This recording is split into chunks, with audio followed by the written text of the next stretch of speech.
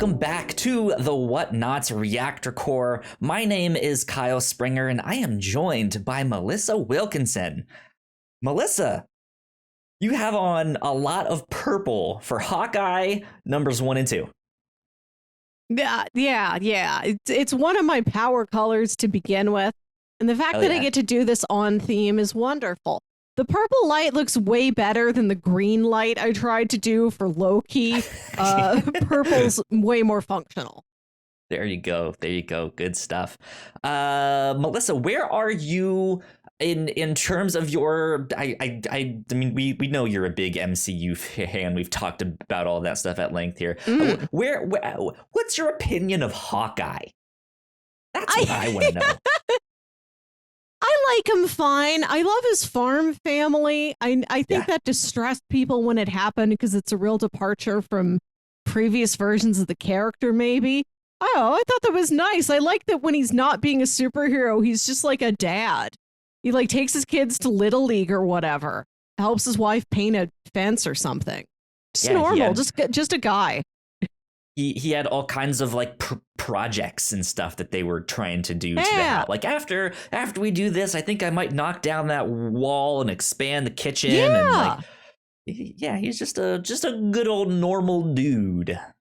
He's living this HGTV life when we're not looking at him shooting a bow and arrow at an alien. Yeah, good stuff. Yeah. Hawkeye has never really been one of my favorite characters. I did recently read the Matt Fraction, David Aja run on that just because I was preparing for this show. And that was like the longest that I have specifically read that character. And it's fantastic. If you guys, I'm not sure if they're on Comixology Unlimited. I probably should have looked. But if you guys have the Marvel Unlimited app, they're on there, and you guys can go read them there. I highly recommend it because that's what this show will be borrowing from quite a bit. Right down to the title design. Same font. Yeah, like all of the artwork and like the posters and stuff like that to advertise it is like that. It's just from those comics. It's neat. It's good stuff. So yeah, we just watched the first 2 episodes of Marvel's Hawkeye, the brand new Disney Plus show.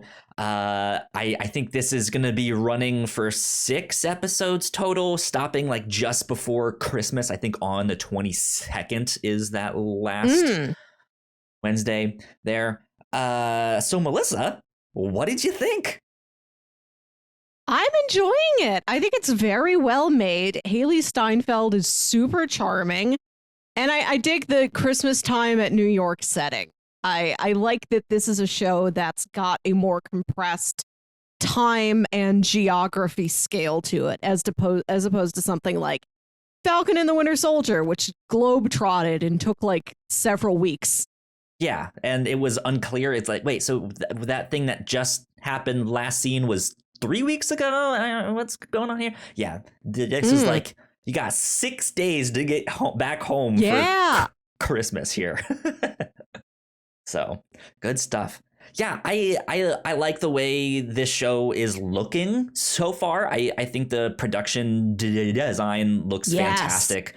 It's just there's something about like Christmas decorations and all of the like the globes and the orbs and the multicolored this and that and snow. It just makes you feel cozy, right?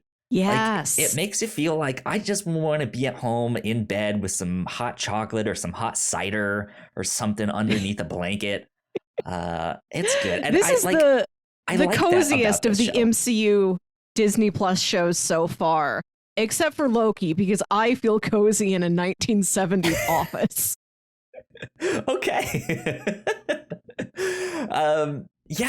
So I think this show is gonna go in some really interesting places. I think based on what I know from the comics, it's definitely gonna be an introduction of sorts, a passing of the torch from Clint to Kate here, and I think it's gonna be a good ride. I think it's gonna be a lot of fun. Yes. It's gonna be funny. It's gonna be kind of this like dry humor, especially from Clint himself, who just like these whole first two was just like, I don't want to be here. I need to be with my family. Like I just want to. He has this like drier wit, whereas Right. Haley Stanfield as Kate is more enthusiastic and just like, this is so cool. I love this. This is Hawkeye. I'm learning from you, Hawkeye. I'll call you. I got your number, right? We're good buddies now. And he's just like, no, like leave me alone, please. Right.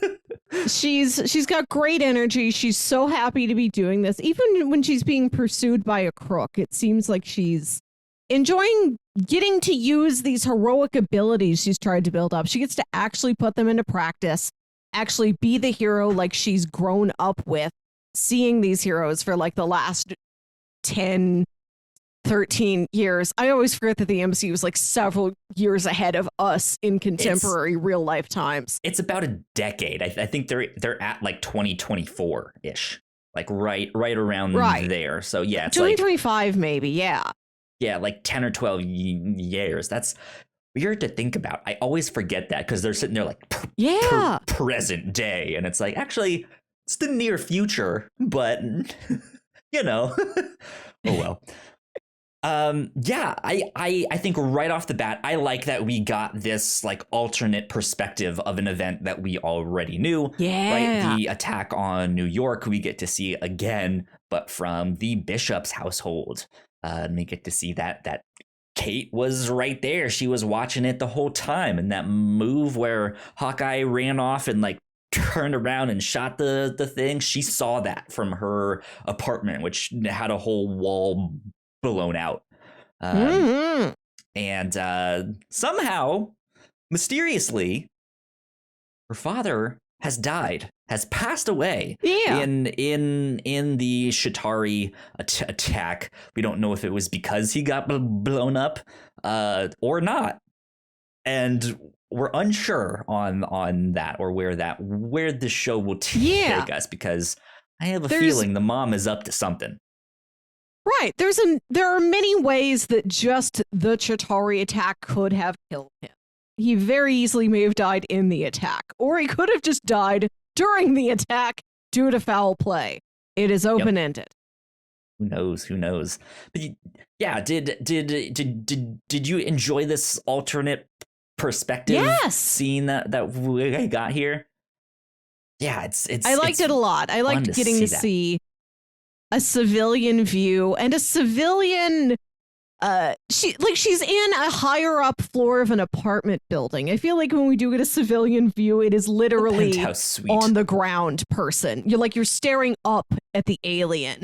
She's staring like directly eye level out of her window, and there's the alien. So just cinematography wise, I think that it makes her relatable, but also puts her on a higher level, like literally and metaphorically. Like on that same playing field, right?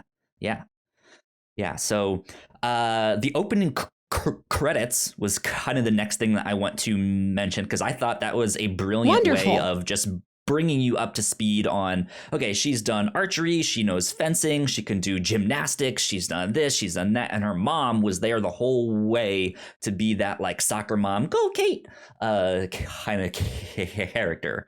And yeah, it just brings you up to speed in this like animated montage, and then we get to see Kate up to no good, destroying that bell tower and getting kicked out of college. I don't think she's been kicked out of college. I think they're just billing her mom like, we know your family's rich. They're gonna pay to fix the clock tower. I think she's still allowed to go back to school. Who knows? At this point, she might not want to be like, I know Hawkeye. I'm not gonna go back to school because I know Hawkeye. Right. I know I'm just like 12 credit hours short, but I'm gonna go be an Avenger. That has to be an independent study somewhere, right? Yes, absolutely. Avengers intern internship credit thing. Right. I hope that now that everybody knows Peter Parker is Spider-Man, that gets him college credit for being Spider-Man. Well, you must know something about physics. Look at how you swing around. Yeah, I mean, he is super smart. Like, he's a smart dude. He knows all the multiversal stuff, right? Yeah, but yeah, I thought that was all fantastic. I like the setup of this so far, that it kind of revolves around Clint Barton at one point in time being Ronin, and Haley Steinfeld's character ending up in that suit, and him just being like, that's not good. Like, there's going to be a lot of people that's going to poke their head up out of the woodwork to be like, Ronin, we know you're in New York now. And he has to clean up the whole mess there. Yeah, and it's something that doesn't directly involve him. It's not like he has a personal attachment to the legacy and legend of Ronin, where he's like, nobody else can be Ronin. Let nobody besmirch the name. Like, he didn't like that he was Ronin after he was done being that. That was a dark period in his life. He could have just washed his hands of this, walked away from the entire thing, flew back to Linda Cardellini to build a gingerbread house. But instead, he's like, I know what putting on that outfit means. I know how much trouble the stranger is in. I'm going to go get them out of this. That's the right thing to do. Yeah. So just in kind of broad strokes, that's kind of the setup of the show, is that they like, because she put on this suit, the tracksuit mafia is now out to kill Kate. I know there will be some more bad guys showing up down the road. We've seen some of them briefly, but have not gotten to explore them yet. But yeah, just broad strokes, that's kind of what the show is about, and them dealing with all of that. And I'm excited. But like I said, I've also read the comics this is kind of based on. So there's things that I'm expecting that I'm like, oh man, they've introduced certain characters that I know certain things happen or certain things don't happen, and it's just like I don't know if they're gonna be playing with my expectations or not. So I'm excited to see where it goes. Yeah, I don't know anything. I know a few things about the comics. I haven't read them yet, but people have mentioned things to me. And I knew that there was a dog who ate pizza, and the dog already has eaten pizza. So I don't know where they could go next. That's the one expectation I had. He's just nice. A good doggo. Like that's what he is in the comics too. His name is kind. In the comics, his name is Lucky, but it's Lucky the Pizza Dog because he likes pizza. And yeah, he's actually more of Clint's dog. But yeah, it like, they haven't really named him yet, so we don't know if his name will be Lucky or something else. I know we're both also big fans of new rock stars, and I watched their reaction, and then they were like, what if they name him Clint? And I was like, how did you miss this, guys? What if they find out the dog is a girl and they name it Nat, like after Black Widow? No. Like, how could, like, that's very sweet. Right? I like that coming full circle. My idea was they could call him Pizza the Lucky Dog. Just flip it around. Works too. Whatever the dog's name his name is Pizza. It's a good doggo. Name. It's a good doggo. Good old puppers. I appreciate the presence of the dog. I want to say also, going back to Linda Cardellini, I had watched like trailer breakdowns, and they're like, why do we not see Laura with Clint and the rest of the kids? Did they split up? What happened after they came back from the blip?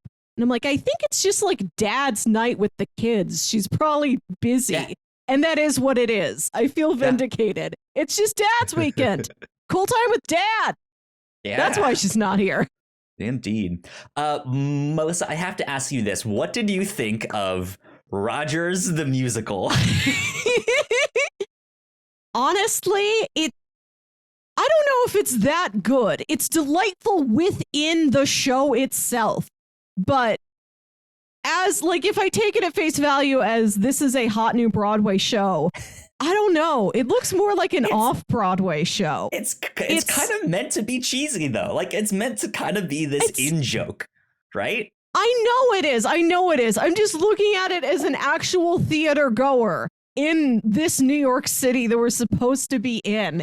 And it's not big enough and also not like purposefully scaled down enough like a Come From Away where it has 12 people and a couple very basic set elements that it switches around. It's in this middle ground that I'm not sure what to do with. Their costumes are so stripped down, but not in necessarily a purposeful minimalist way. It like it feels like a college show to me. It just filmed very well. I don't know. Yeah, it's like a I'm happy it exists. College thing. Yeah, like they've got a Chitauri flying past. It's just like a piece of plywood on strings. I feel like if this was a Broadway show, it would be something higher tech than that. Like theater has gotten so flashy. There's so many things you can do. And to watch this play that's just like, we put a thing on a wire. Like, you can do better than that. I know it is this goofy, corny in joke. But as a theater goer, I would expect something slightly higher.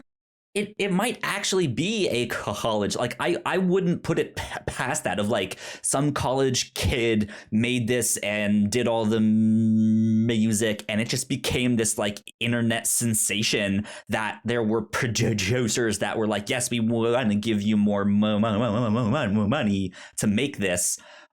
And so it is like a big step up from just like a local thing or a college thing, but it's not yet Broadway. Like it's still just like, this is my baby, like it's my show. So it's still going to be like me playing who knows what or me directing it. But yeah, I can see something like that. I thought it was cheesy and stupid, and it was like, this is perfect. Like for exactly what this show needs. It was like that's fantastic. I'm very happy it exists. I love the concept. I like this backstory you've imagined that this is a college show. This is like somebody's A Very Potter musical that they made about Captain America. And it just made it up to the big leagues while retaining that lo-fi quality to it. I'd love a whole mini documentary about Rogers the Musical on that same streaming channel where you can get the Eric Selvig documentary that Peter watched on the plane. Good stuff. So we mentioned so I was about to go to Kate's mom, but do you have more to say on Kate herself? She's charming. I like her a lot. I'm not super familiar with Haley Steinfeld. I'm sure she has been in things that I've seen and I don't remember. She's doing a wonderful job here. I did want the fact that she saw this massive disaster happen when she's like 7 years old, took a wall out of her home, killed her father, and she saw this hero making a difference and has spent her whole life trying to be heroic by turning perhaps, like a kid's, I'm going to take gymnastics lessons. I'm going to try and like do some sports and turning that athleticism into like offensive and defensive skills. Like, forget T-ball. T-ball's not going to help me. I need fencing. Fencing will help me stop a foe.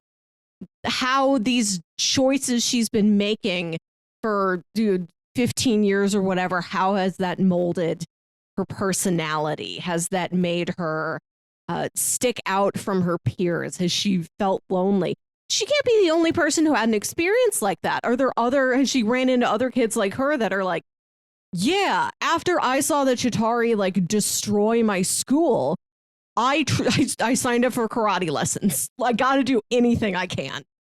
Yeah. What are these small grassroots like children's stories of what they do with their lives after the Battle of New York. That's an interesting thing to think about. Yeah, I liked her a lot so far. I'm also not super familiar with her, so I don't know really where to place this yet. Of just like, oh yeah, she's doing a great job. She's fantastic, or just like, ooh, she's kind of phoning it in. Like I'm not familiar with her. She can't be phoning this in. It's a really lovely performance. I'm excited to see her take the mantle, take the quiver. Yeah. Yeah. I can't imagine this being a step down in her career. This is wonderful. That's not what I'm saying at all. I'm saying that I'm just unfamiliar with the way she acts. So I can't say much yet. But I thought the show got off to a fairly slower start than some of the like Falcon and Winter Soldier or WandaVision or stuff like that.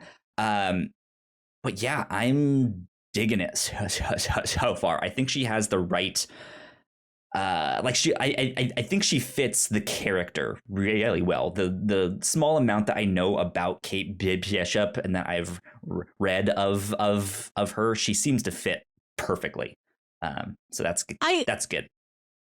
I also like that she's 22. I think that's an age range that we're not really getting anywhere else in the MCU. We've got so many teens, and then Wanda's 30. I forget how old like Shang-Chi and Katie are. I think they're maybe like in their mid to late 20s or something. But we don't get a lot of characters that are like truly young adults, like not teens, but young adults who are.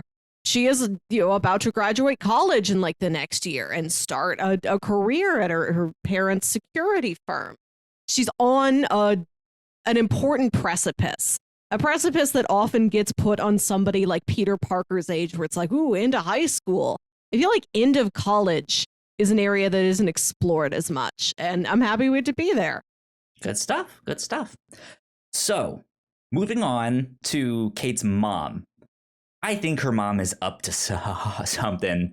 I think her mom is going to end up being one of the villains of the show. I think she will be Madame Mask. But I don't know. Because in the comics, it's her father that's around and her mom is not. Uh-huh. So they're already like playing with some things and flipping it. And I don't know what's what. And I know her mom is not Madame Mask in the comics, but it's just one of those things of like, what if they're just combining characters here and they just make her Madame Mask? I don't even know what one of those is. What does a Madame Mask do? I kind of know her as more of an Iron Man villain, but even then, she's one of the more like lesser known villains in the Marvel universe. She's not as like big and bombastic as Thanos or something like that, but she's more like street level crime and stuff like that. Yeah. But I'm thinking that's going to be her character, and I'm thinking she was the one that killed Armand, I think was his name, the old guy that got Armand stabbed. the Third.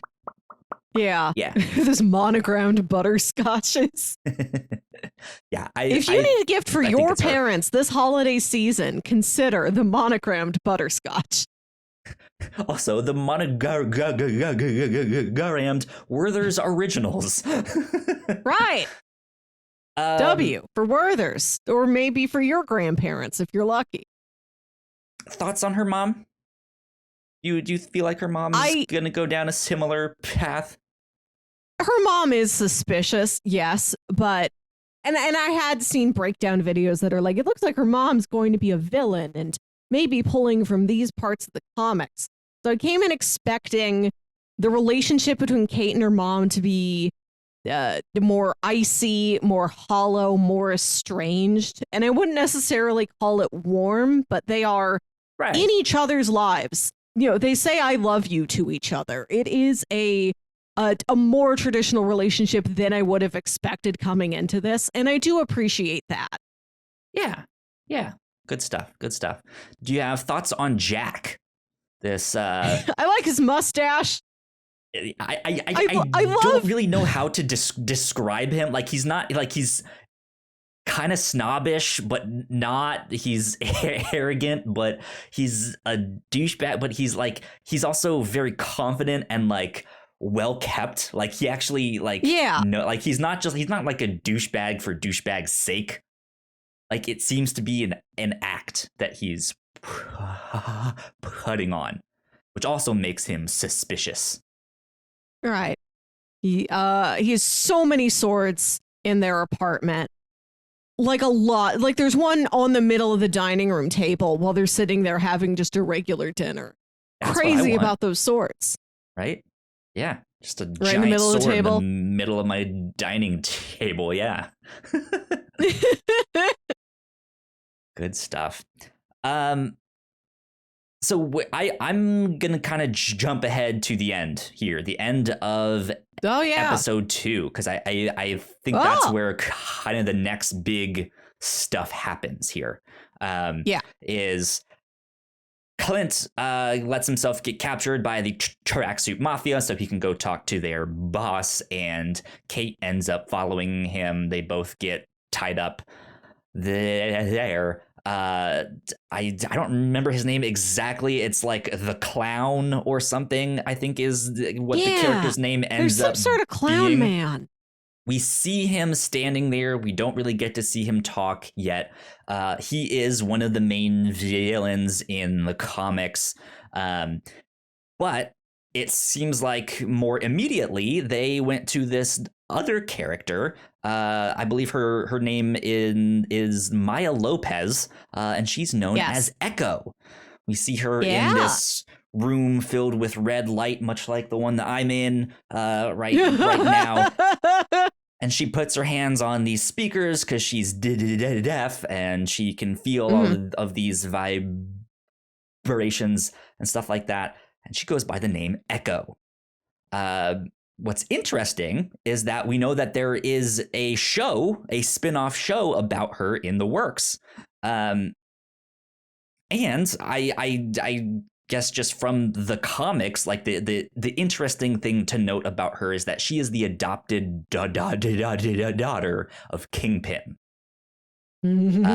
So there's been rumors. Princess Pin. Yeah, right. Yeah. There's been rumors of Vincent D'Onofrio's Kingpin making a return or a debut in the MCU since he was in the Netflix stuff. I would love to see that because he was so good in that role. He was fantastic. And to see him in that would be amazing. But yeah, in the comic, she ends up being more of a hero. So I'm wondering if this show will kind of see this turn of her to like see her realize that she's doing the wrong thing or working for the wrong people or stuff like that. So what did you think of that small like end bit that we got there, an introduction of her? Very little, but she is a commanding presence. We see that she is not the official head, but somebody who the tracksuit mafia answer to. They are respectful of her. She is their commanding presence there. I'm curious about that, the power dynamic, how she came to earn so much trust and respect from them. What her goals are personally, or if she's been sent to do something on somebody else's behalf. I would like to see a character who gets in with the wrong crowd and figures out how to get themselves out of that. I think that's a valuable story. That was something I was kind of hoping for with John Walker, that he'd sort of get his head clear and realize, like, I shouldn't be Captain America, or at the very least, I should definitely not be Captain America the way I've been Captain America. And that show sort of gave us a half answer on that. Yeah, that was a weird one. Yeah, well, we're not done with him yet. I know that that's an incomplete journey. So yeah, but yeah, I think that would be a valuable story to get yourself out, realize you're in a bad situation and get yourself out of there, and find fellow heroes and friends who you can ask for help. Yeah, and her. And I really hope it. Go ahead. No, I just want to say I really hope it does bring in Wilson Fisk, because we've got so many supernatural or super powered foes around, like big heavies in the MCU. I want just a large mortal man, please. A menacing man. Yeah. Right. Just a guy. He's just very tall and broad and mean and smart. There's like nothing out of the ordinary about him. Make him the mayor. Yeah. Right. I think he would be an excellent addition to the MCU rogues gallery out there. Absolutely. With characters like Kang or Doctor Doom that have something more fantastical about them. The one of them literally fighting the Fantastic Four. Just Wilson Fisk, just a man. Yeah, good stuff. I'm hoping they bring him into. He's in the Hawkeye comics that this show is pulling from. Not necessarily one of the main villains in that one, but he is in there. Whereas Echo is not. She's not in those comics. So yeah, it's interesting to see what they're doing with that. But if this is more of an introduction to kind of the like New York like street level crime stuff that's going on, I think this is a really interesting way to do it. As much as I loved Daredevil, that those 3 seasons were freaking fantastic. I think having it set in like a holiday Christmas thing with Hawkeye, and it's maybe a little more lighthearted and stuff like that. I think it's a more palatable way to introduce people to the like the crime side of New York here without it being like hyper violent like the Netflix show was. Which they can then go off and do their own spin. Like, hey, if you want that, like, one, there's still the Netflix show, but that, like, who knows what Echo is gonna be? Like, maybe that show is gonna be more. I mean, it's gonna be on Disney Plus, so it's not gonna be hyper violent, but it still might be more crime centric and stuff like that. Than this show. Who knows? I would love to know what the most violent title on Disney Plus is. None of them excessively are, but one of them has to be the most, and I want to know what that is. Honestly, it might be one of the Avengers movies. Yeah, I don't know. It might be Infinity War with the snap. Right, turn into dust. Anakin gets arms and legs chopped off. That's on a volcano. That's pretty gruesome. Yeah. Burns alive. I don't know though, but I'm hoping they bring him in there with this, because that would be fantastic. So another character I'm intrigued about who has not appeared, Kate hides out in her aunt's apartment. There's this huge old movie poster on the wall that says like Phantom of Dark Waters or something like Creature that. of the Galaxy. Yeah, Creature of Dark Galaxy. It's some pulpy old sci-fi horror poster. Looks like it's from like the 50s or 60s or something. There's a big name on the poster that I think was her aunt's name from like the address board from the buzzer board outside. She used to get into the building. So I'm curious about whoever this aunt is. She probably won't be a plot significant character, but just even if we never see her, just this detail through production design and set design that maybe she was this B-movie actress, at some point in her life, or she got one big break in this one movie and like never managed to get that again. If this is a story that is never told, it's only told through things you see in her apartment, that'd be plenty exciting. That's a nice little touch. Good stuff. Last 2 things I want to say about Echo. Okay. Is that apparently this is something that I didn't know, and I learned it as I just looked up things online. Apparently, she is one of the characters to take over the mantle of Ronin. So it could be an interesting thing to have her potentially take up that mantle too, of like, okay, Kate, you're gonna be Hawkeye. Maya, you're gonna be Ronin from here on out, and I'm also gonna be the old Hawkeye, is what Clint will say. But yeah, I thought that was neat. And then I think the last important thing. Oh yes, you were about to say something. I think that's an interesting connection. The show is already named Echo, so even if she may be filling a Ronin type role, she is not directly Ronin, which I'm interested in. Also, this was something I was curious about, that Falcon and the Winter Soldier didn't take that avenue, and it's clear why. But I'd like to see a hero who like evolves into a different identity, but they're like, I'm still used to being called this. Like, what if Sam was like, I'll take up the shield, I'll take up the stars and stripes, I'll be the equivalent of the new Captain America, but I'm really used to people calling me Falcon. Can he still be Falcon, but like, but the connotation is Captain America in your head? I'd like to. Yeah, in a world where like names and identities and legacies are passed around so much, I would like to see somebody who's choosing to embody something in theory, but they're like, this important part of my previous identity I am sticking with. I'll take on your mantle, but I'm not changing my actual name. I'll just put on your costume and do what you used to do. There you go. Marvel is also known to hide things or change the names in marketing when it's time for all of that stuff, because I think it was Captain America Civil War used to be Captain America and the Serpent Society. Before they revealed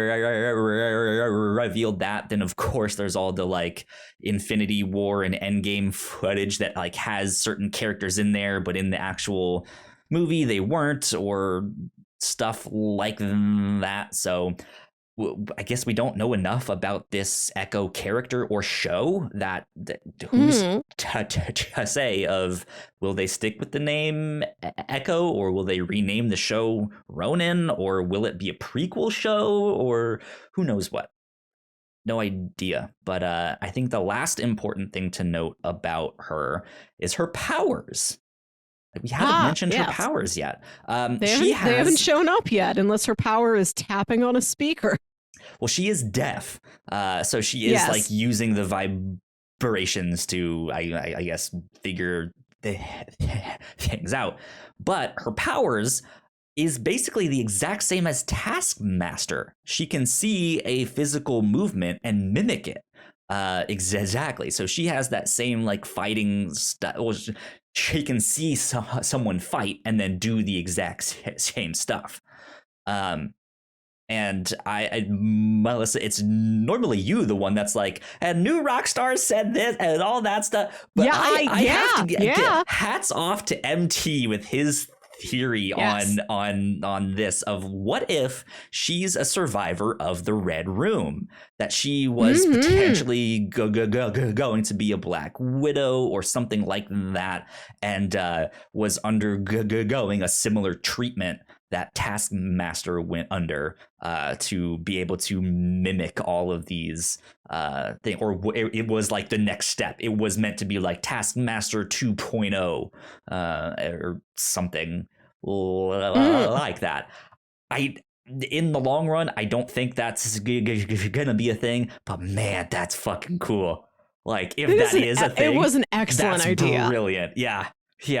Brilliant. That'd be great. I don't know how the timeline lines up of when Black Widow was originally supposed to come out, when this was originally supposed to come out. I forget the old original Phase 4 timeline. It's covered in dust now. Forgotten. So if she's got a Taskmaster type power, I know she could, of course, observe anyone fighting and learn that fighting skill. Could she learn anything? Like, if she watched a chef, could she then cook something real good?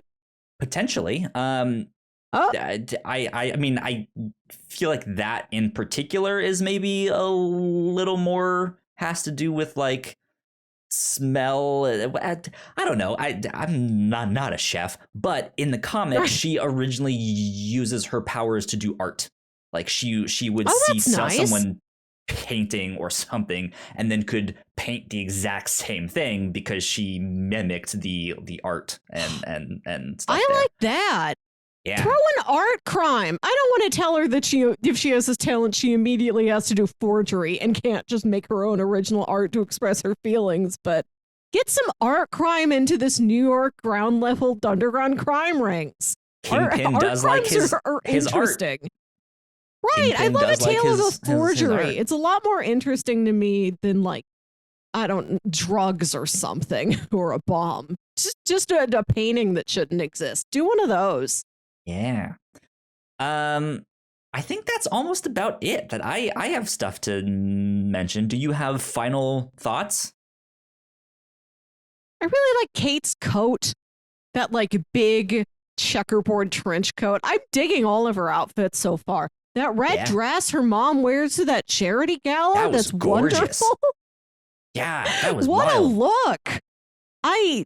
These MCU Disney Plus shows do have consistently wonderful production design. Like they find the most interesting sets to put everything in, really cool locations. Everybody's always dressed very well. Also, I love the end credits for episode 2. That music's wonderful. Getting to see what I imagine may be the end credits animation for all the episodes going forward. And it was only episode 1 that used it as Kate's prologue at the beginning of the episode instead of at the end. Wonderful. Good stuff. Good stuff. Well, yeah, I believe that about wraps us up then for our reactions on Hawkeye episodes 1 and 2. So, Melissa, where can the people find you on the internet? You can find me on Twitter and Instagram at Wilkywit. That's WILKYWIT. And listen to my other podcast, Saturday Morning Obscurities. There you go. You guys can find me at Yo Kyle Springer on Twitter. And if you guys want to follow all of the stuff that we do here at the Whatnauts, we are at the Whatnauts on Twitter. So please go like, share, subscribe, and help us spread the word. That would mean a lot to us. And last but not least, a big shout out to our Patreon supporters, especially those at the $5 tier. So thank you to Sam. We appreciate it. Thanks, love you Sam. A lot. Thank you tons. But we will be back each Wednesday night here to do our reactions on these things here. So I'm excited. To get more of this show. And then plus Spider-Man coming in there. I think between episodes 5 and 6, maybe. Oh, so Tickets excited. go on sale Monday. Hell yeah. Good stuff. Well, there you go. That wraps us up, and we will see you all next time. Bye. Bye.